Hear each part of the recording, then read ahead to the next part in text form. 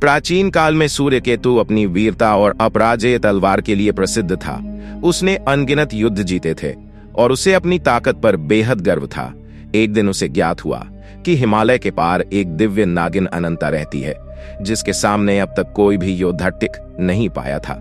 सूर्य केतु ने ठान लिया कि वह उसे हराकर अपनी श्रेष्ठता साबित करेगा।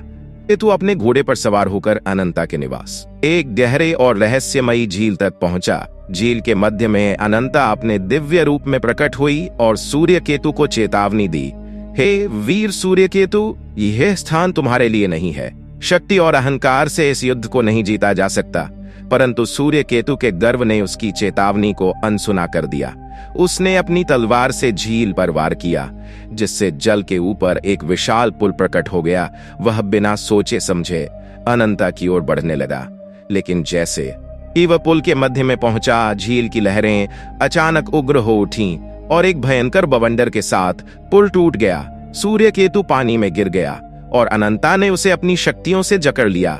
यह देखकर सूर्य केतु ने हार मान ली और अनंता से क्षमा मांगी। उसने कहा, मैंने अपनी ताकत का गलत उपयोग किया। सच्ची वीरता केवल बल में नहीं, बल्कि धैर्य और समझ में होती है।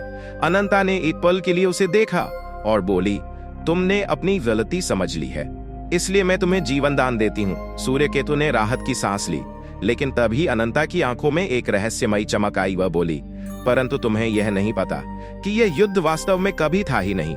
यह सिर्फ तुम्हारे गर्व की परीक्षा थी। असली युद्ध अब शुरू होगा। सूर्य केतु ने घबराकर इधर उधर देखा। तभी झील के चारों ओर से हजारों नागिनें प्रकट हो गईं और अनंता की आवाज गूंज उठी, तुमने अभी तक केवल छलावा देखा था। अब अपनी असली ताकत साबित करो या हमेशा के लिए इस जल में समा जाओ। इस अप्रत्याशित मोड़ ने सूर्य केतु को चौंका दिया। उसे समझ में आया कि उसकी असली परीक्षा अब शुरू हुई है और यह युद्ध केवल बाहुबल का नहीं, धैर्य का भी है।